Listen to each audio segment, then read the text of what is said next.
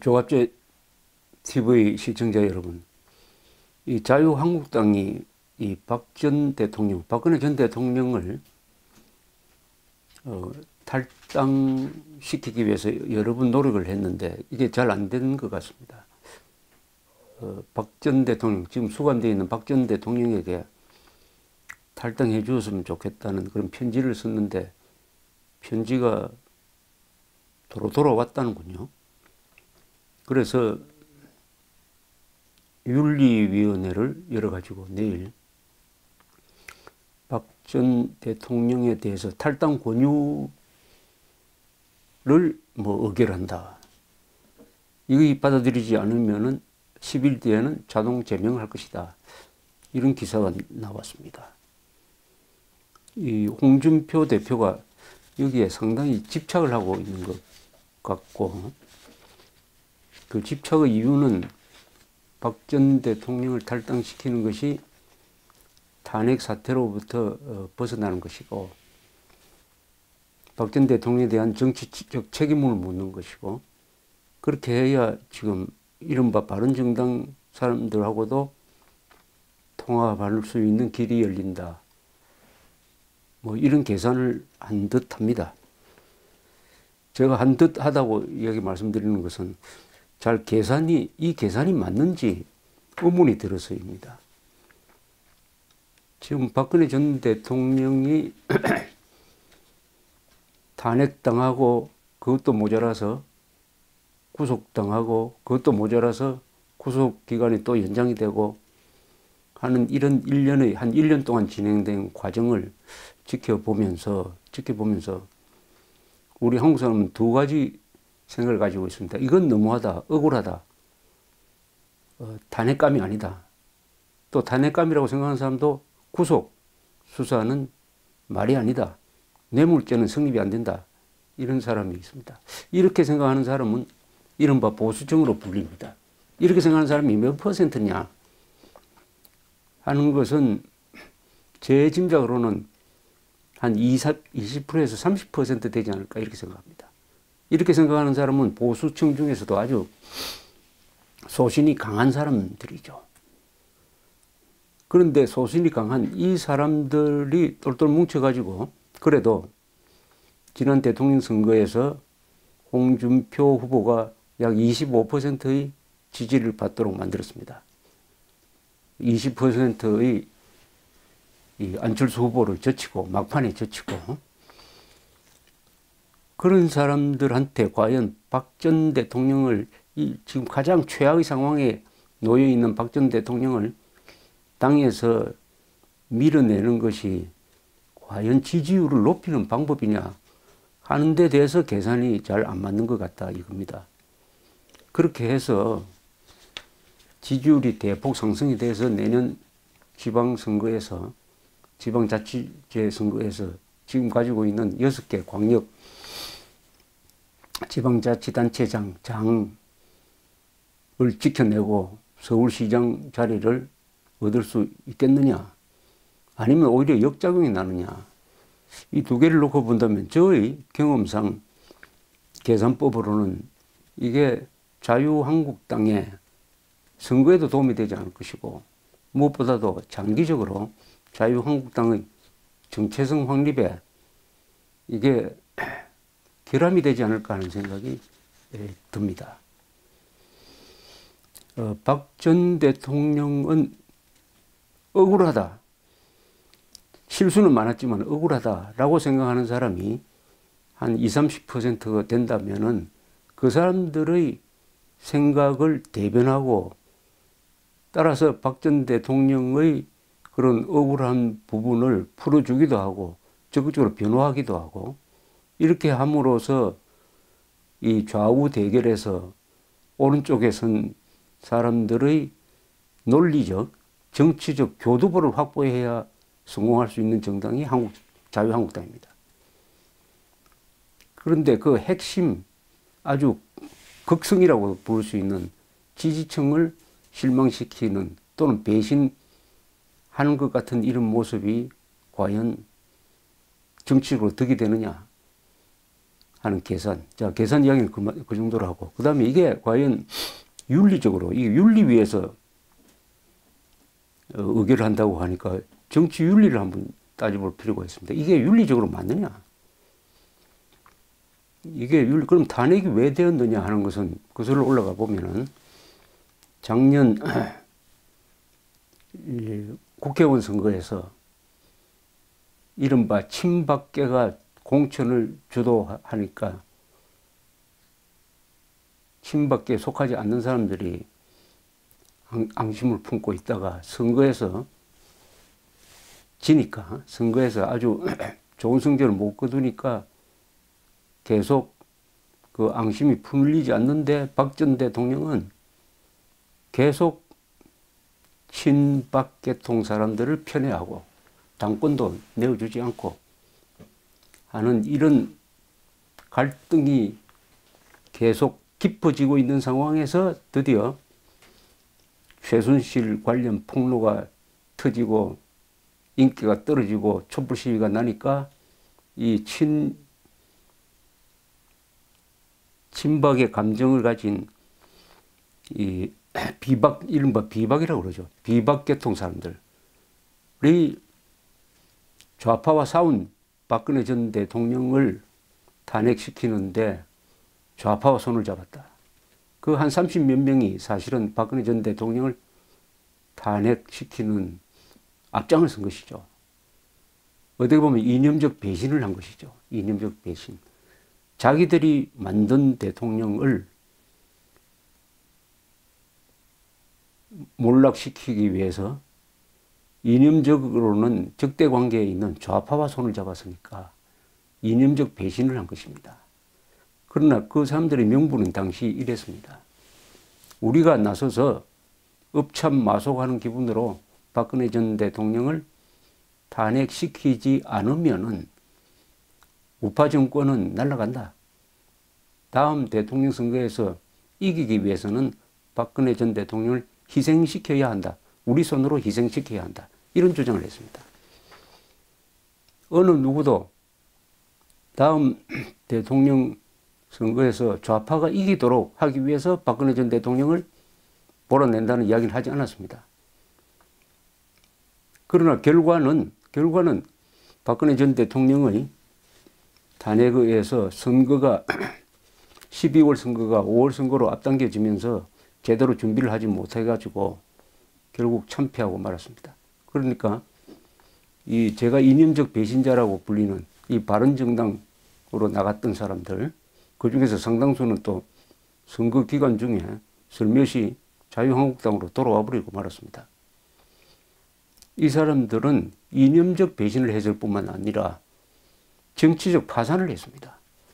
즉 좌파 집권을 막겠다고 해놓고 좌파 집권이 가능한 문을 활짝 열어 젖힌 사람이 되었으니까 정치적으로도 파산이고 이념적으로는 배신자가 됐는데, 이 사람들하고 손잡기 위해서 한 덩어리가 되기 위해서 박 전 대통령을 탈당시킨다. 이렇게 되면은 이 자유한국당은 이 정치 윤리를 정치 윤리랄 것도 없고 이념적 인간적 윤리까지 스스로 다 포기하는 것이라고 봐야 되겠습니다. 더구나 참 이거 희극적인 일이 하나 있죠. 이 헌법재판소에서 대통령 탄핵 심판을 진행을 할 때 국회 편에 서가지고, 말하자면 검사 입장입니다. 기소한 검사 입장에서 그 헌법재판소에서 나와가지고 박근혜 전 대통령을 몰아붙였던 사람이 권성동 법사위원장인데, 이분이 지금 자유한국당에 있습니다. 바른정당으로 갔다가 자유한국당으로 돌아왔어요. 제 생각은 자유한국당이 제대로 된 보수적 가치를 가진 정당이라고 한다면 이 권성동 씨를 제명하는 것이 박 전 대통령 탈당시키는 것보다 우선이라고 생각합니다. 아무리 박 전 대통령이 문제가 많았다고 하더라도 박 전 대통령이 국가의 근본인 안보, 경제, 치안 이 부분에서는 크게 실수한 게 없습니다. 다만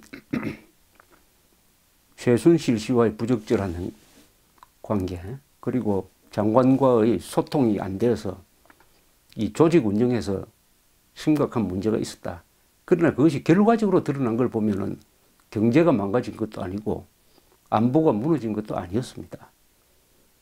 그런 박근혜 전 대통령을 굳이 대통령에서 밀어내고 감옥까지 보내는 이런 과정에서 핵심적인 역할을 한 권성동 의원과 박 전 대통령의 잘못, 이것을 저울로 한번 달아보면 어느 쪽으로 기울지 여러분들이 아마 계산 가능하다고 생각을 합니다.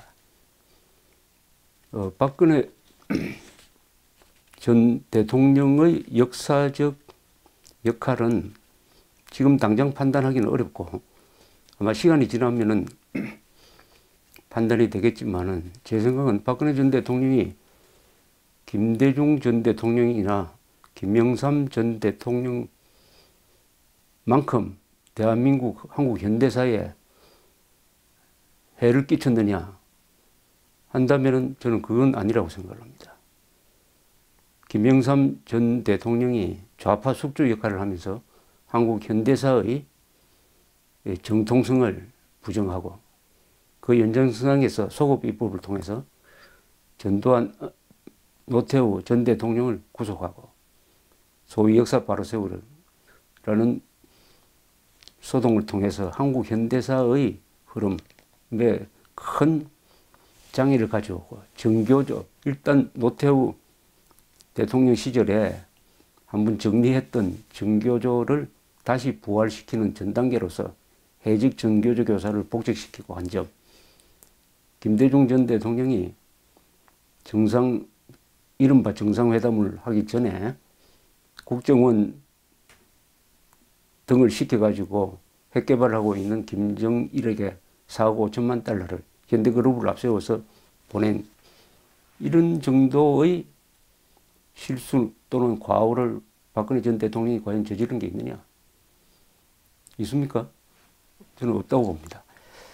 자, 이런 사람을 인기가 떨어졌다, 탄핵되었다는 이유만으로 정치적 책임을 져라, 우리 당에서 물러나라 하는 게 이게 과연 정치 윤리냐? 물론 한 번 더 생각을 하면 이런 점은 있습니다.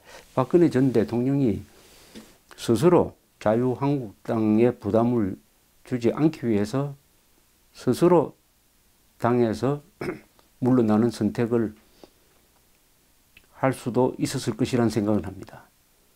그것은 당에 부담을 하지 않기 위해서 스스로 제명된다든지 하는 이런 모습보다는, 그런데 그렇게 하려면은 이 홍준표 대표와 박근혜 전 대통령 사이에 어떤 교감이 있었어야 됩니다. 이것은 언론에 노출되기 전에 했어야 되는데, 공개적으로 박 전 대통령을 탈당시키겠다, 제명하겠다, 출당시키겠다 이런 이야기가 나오는 순간부터는 이런 막후 교섭도 불가능하게 되는 것이죠. 그래서 안타까운 것은 한국당과 박근혜 전 대통령 사이에는 이 정도밖에 교감이 안 되었느냐. 물론 이 부분은 어느 한쪽의 책임이라고는 볼 수가 없습니다. 여하튼 박 전 대통령 출당 조치가 자유한국당이라는 그나마 남아있는 이 보수정당의 미래에 과연 도움이 될 것이냐 하는 데 대해서 큰 회의가 든다 이겁니다. 회의가 든다.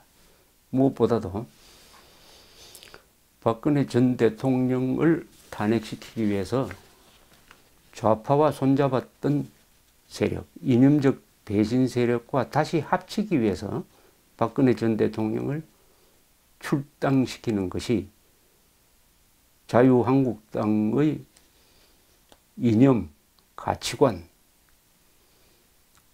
그리고 이게 보수적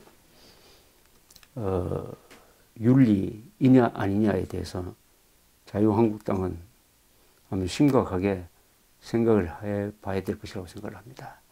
이 정치공학적으로 생각할 부분이 아닙니다. 이것은 크게 오늘 손해를 보더라도 미래의 덕을 보는 수가 있습니다.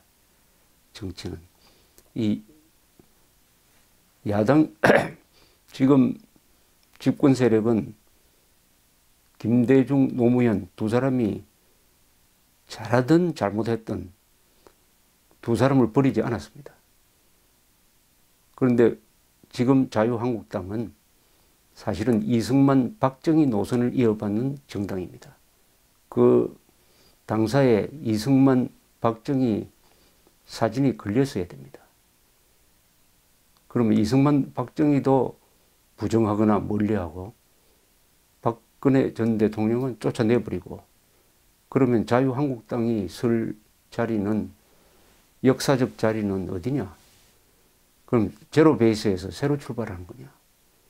보수는 그런 게 아니죠. 보수는 역사를 단절시키지 않습니다. 잘된 역사든 못된 역사든 역사를 이어가고 전통을 개성하죠. 이런 식의 역사 단절, 박근혜 전 대통령을 출당시킴으로써 과거와 단절하겠다고 한다면은 이것은 보수 정당이 아니고 이건 보통 혁신 정당이 하는 것이죠. 과거와의 단절, 과거와의 단절을 맨 먼저 부르짖었던 김영삼 전 대통령이 결국은 자체 모순에 의해서 외환 위기도 부르고 김대중 최초의 좌파 대통령이 등장하는 길을 열었던 것을 생각한다면은 한국당의 박근혜 전 대통령 출당은 자기 부정으로 귀결될 것이다. 이런 걱정이 듭니다. 감사합니다.